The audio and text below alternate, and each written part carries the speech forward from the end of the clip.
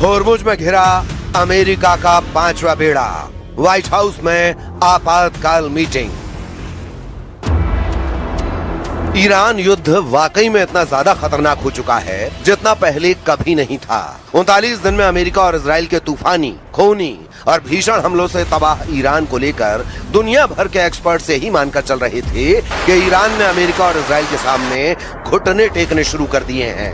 11 और 12 अप्रैल को इस्लामाबाद में हुई अमेरिका और ईरान की शांति वार्ता के बाद जिस तरह से राष्ट्रपति ट्रंप ईरान को दुनिया भर में बेइज्जत करने में जुटे थे, अब उस ईरान ने ऐसा होर्मुज हमला किया है कि पिछले 18 घंटे से ट्रंप की बोलती बंद हो गई है। हालात यह है कि स्ट्रेट ऑफ होर्मुज में ईरान को घेरने के लिए अमेरिका के 5वें बेड़े के जिन 16 युद्धपोतों को लगाया हुआ था वो पूरी तरह से ईरान के टारगेट पर आ चुके हैं। खबर तो यहाँ तक है कि अमेरिका के खुफिया विभाग ने ये दावा किया है कि लगभग 40 दिन के हमलों के बावजूद ईरान के 60% मिसाइल लॉन्चर अभी भी बचे हुए हैं, जिसके दम पर ईरान एक बार फिर से अमेरिका और इजरायली अड्डों पर हमला करने जा रहा है।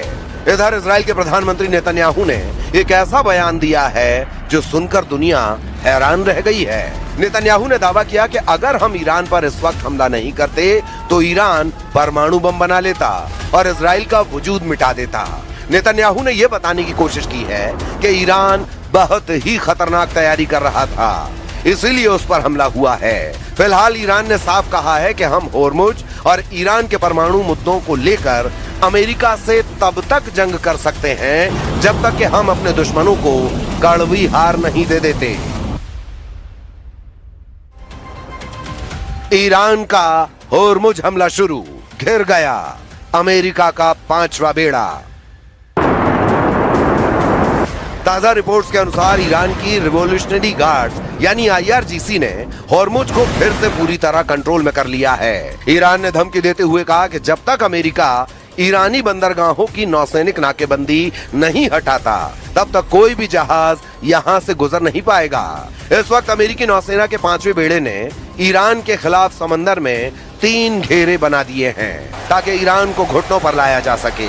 लेकिन ईरान ने अब ऐसा पलटवार किया है जिसकी कल्पना अमेरिका ने नहीं की थी। अमेरिकी नौसेना के 5वें बेड़े यानी 5th फ्लीट ने 13 अप्रैल 2026 से ईरान के प्रमुख बंदरगाहों जैसे बंदर अब्बास, चाबहार और बुशहर की जो घेराबंदी शुरू की थी, अमेरिका ने ईरान के तटों को 3 स्तरों में बांटा है ताकि कोई भी ईरानी जहाज बाहर न निकल सके। पहली परत आउटर रिंग, विमान वाहक पोत USS अब्राहम लिंकन और उसके स्ट्राइक ग्रुप के युद्धपोत जो लंबी दूरी की मिसाइलों और विमानों से निगरानी कर रहे हैं। दूसरी परत मिडिल रिंग, अर्ली बर्ग क्लास के गाइडेड मिसाइल डिस्ट्रॉयर्स जो किसी भी संदिग्ध हलचल को रोकने के लिए तैनात हैं।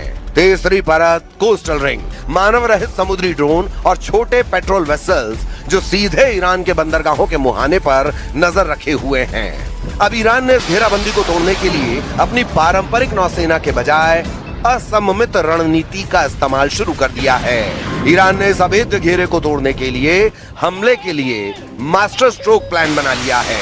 मच्छर बेड़ा, ईरान के पास हजारों की संख्या में छोटी, तेज और फुर्तीली नावें हैं। ये नावें रडार की पकड़ में नहीं आती और चट्टानी गुफाओं में छिपी रहती हैं।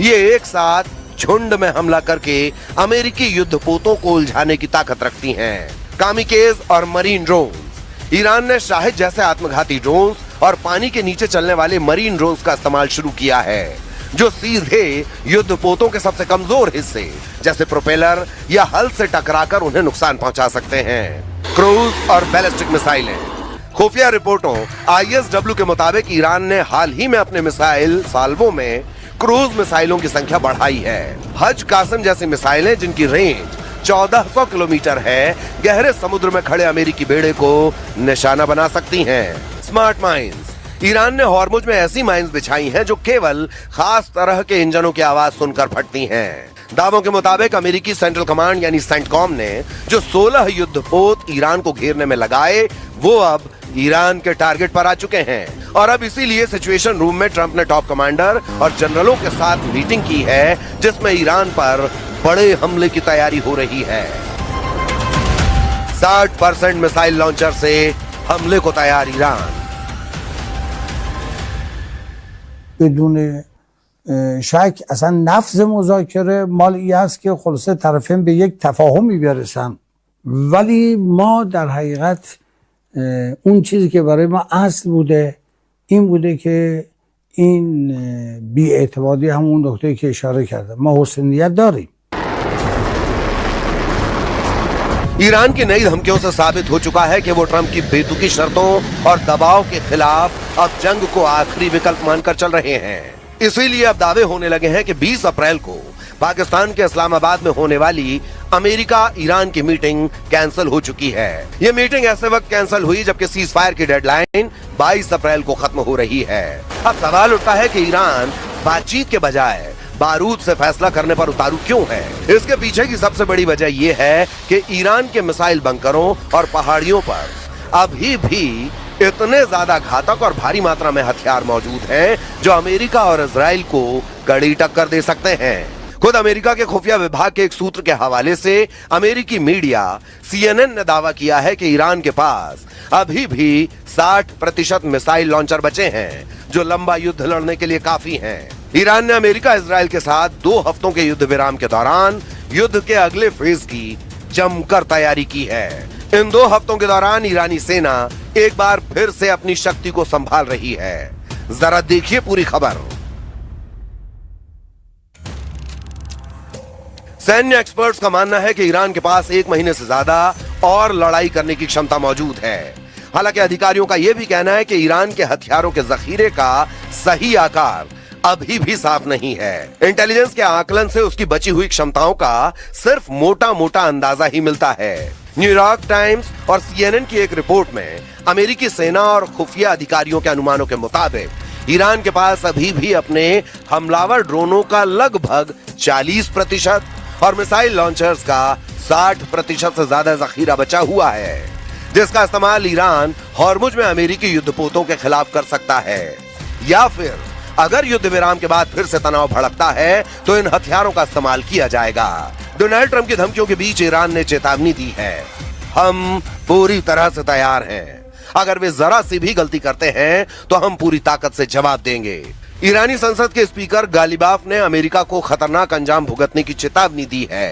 अमेरिकी सेना और खुफिया अधिकारियों का अनुमान है कि करीब 40 दिनों तक चले युद्ध के बाद भी ईरान के पास अभी भी अपने जखीरे का लगभग 40% हिस्सा बचा हुआ है और ये ड्रोन एक शक्तिशाली डेटरेंट साबित हो रहे हैं। कुछ अमेरिकी अनुमानों के मुताबिक ईरान उन मिसाइल लॉन्चरों को मलबों से निकाल रहा है जो अमेरिका इजराइल के हमलों में तबाह हो गए थे। उन जगहों की तेजी से खुदाई की जा रही है। जब ये काम हो जाएंगे तो ईरान के मिसाइल लॉन्चरों का जखीरा करीब 70% तक पहुंच जाएगा। यानी युद्ध से पहले ईरान के पास जितने मिसाइल लॉन्चर थे उसका 70% हिस्सा उसके पास 40 दिनों के युद्ध के बाद भी रहेगा। ईरान के पास मिसाइलों की भी काफी क्षमताएं अभी भी मौजूद हैं। संघर्ष विराम के समय उसने लगभग 100 ऐसे सिस्टम बरामद किए जिन्हें गुफाओं और बंकरों में छिपा कर रखा गया था, जिससे उसके चालू लॉन्चरों की संख्या बढ़कर युद्ध पूर्व के स्तर लगभग 60% तक पहुंच गई है। रूस के पूर्व राष्ट्रपति और देश की सुरक्षा परिषद के उपाध्यक्ष दिमित्री मेदवेदेव ने पिछले हफ्ते सोशल मीडिया पर लिखा, ये साफ नहीं है कि वॉशिंगटन और तेहरान के बीच का संघर्ष विराम किस तरह आगे बढ़ेगा, लेकिन एक बात तय है, ईरान ने अपने परमाणु हथियारों का परीक्षण कर लिया है। इसे हॉर्मुज स्टेट कहा जाता है। इसकी क्षमता असीमित है।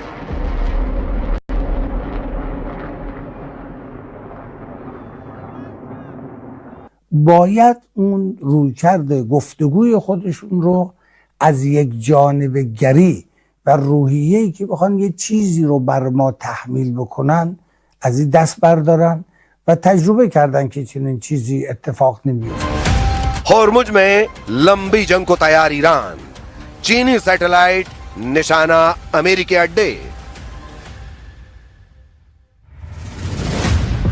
जब से अमेरिका ने चारों तरफ से हॉर्मुज की नाकेबंदी की है, उसके बाद से ईरान ने रूस और चीन के साथ मिलकर ऐसी जंग की तैयारी कर ली है जो अमेरिका के लिए मौत का भंवर साबित हो सकता है। अमेरिका के साथ जंग में ईरान ने जितना खेला किया है उसमें चीनी सैटेलाइट का एक बहुत बड़ा हाथ सामने आया है। ईरान ने मौजूदा जंग के दौरान पूरे मिडिल ईस्ट में अमेरिका के सैन्य ठिकानों की पोजीशन को ट्रैक करने के लिए चीन के बने एक सैटेलाइट का इस्तेमाल किया है और इसे उसने पिछले साल चुपके से हासिल किया था।